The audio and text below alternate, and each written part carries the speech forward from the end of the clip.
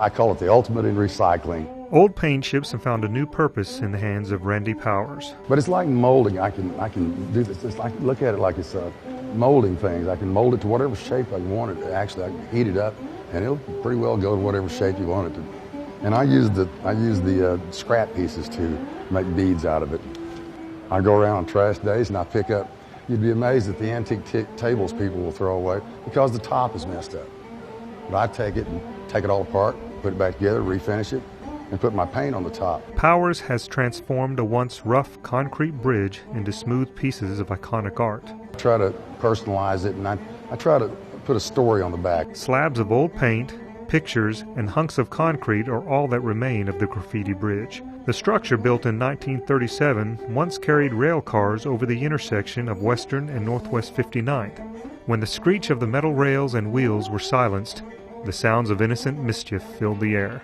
The teenagers in the neighborhood schools then, used it for, I guess it was the contemporary version of MySpace. It was a community bulletin board.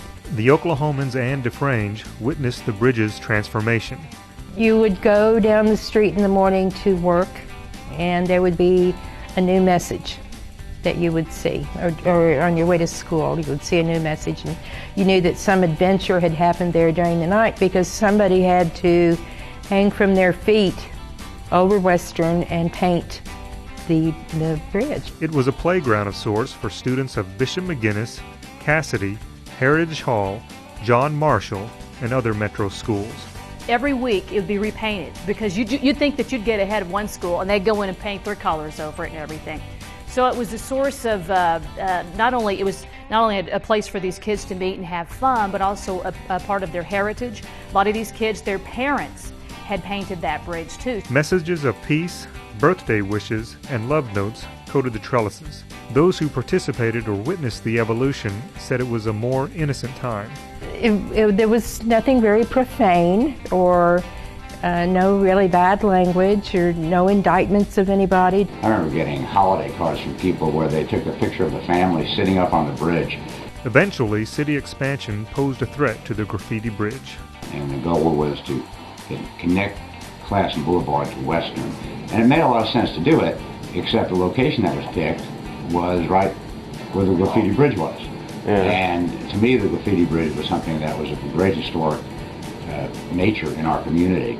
Councilman Schwartz knew the outcry over the landmark's destruction would be tremendous. I spoke to a lot of people and spent a lot of time in the Public Works Department and wanted to find alternatives, and I felt there were. Sadly, it was an issue that would cost money, buying certain more properties in order to accommodate it. And there were a lot of businesses there, and we didn't want to hurt the businesses. That was one of the bigger issues. But in the end, it was not development that would destroy the bridge. The history of midnight creativity would ultimately become the writing on the wall. In October of 1987, a group of Edmond High School students painted not only the bridge, but also surrounding property and businesses. Even a car passing through was hit with paint. It was the final straw. The painting spree cost the students their homecoming dance, and business owners $8,000 to repair the damage. Attempts to save the bridge were dismissed, and finally the city decided the bridge had to come down.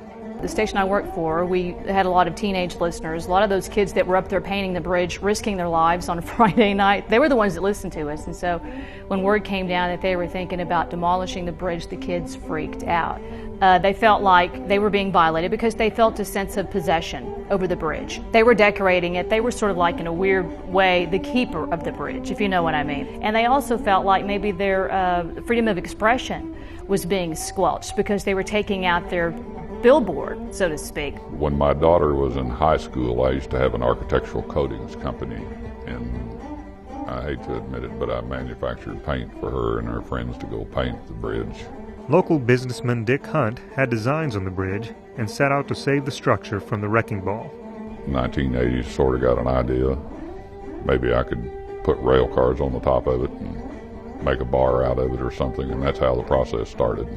Hunt set out to buy the bridge with hopes of creating his new eatery and saving an Oklahoma institution. Had located some old vintage dining cars and was going to have them converted into a bar or restaurant type deal. I think in some of the drawings that you see, there's artist rendering of that rail cars going across Western and the tail end of the rail cars going into a building, which was then going to be the restaurant, and the rail cars were just going to wind up being the bar part of it, and they could sit over Western and see the traffic and stuff. County commissioners agreed to give Hunt a chance. He bought the structure in 1991 at a citywide bid, but he still had to fight for his restaurant. Hunt tried to persuade city officials to move their project north, but the cost was too great and would create problems for area businesses. Once the city passed the resolution of necessity, they moved so quickly for fear that either I was going to be able to do something, and they started like within a week tearing it down. Hunt was given a refund and plans were set in motion to bring the bridge down. We did go out with a bang. We had this great party at the time.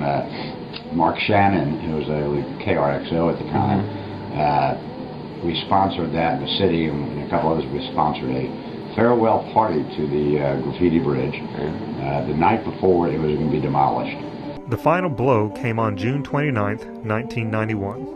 Right before the bridge was torn down, someone who was an incredible artist had used an airbrush and put like Prince's eyes on the side of the bridge, and it was almost like this great invitation into just a very cool part of town. And I remember that day because it was like a festival. When I went to cover it, there were all kinds of people. There were people with their children, and there were people who'd brought drinks and picnics, and the city councilman was there, I remember, and went around and politicked, and there were media. And people kept getting in the way. They'd go up to the bridge. They wanted some of it. What had been a canvas for so many generations was taken down on one day. It was a loss. It was a loss because it was something that was familiar with everybody that lived in the neighborhood. There are still reminders of the landmark, large sections safely tucked away in storage, and repurposed materials in stores.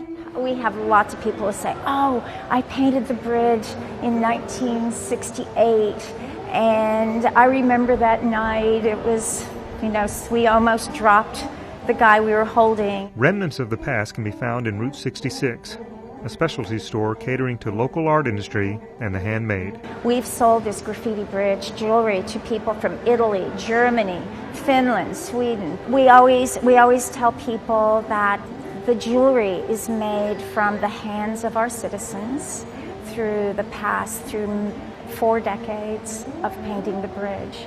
And there's no other material that incorporates the creativity and the energy of such a large age group range and a variety of citizens in our city.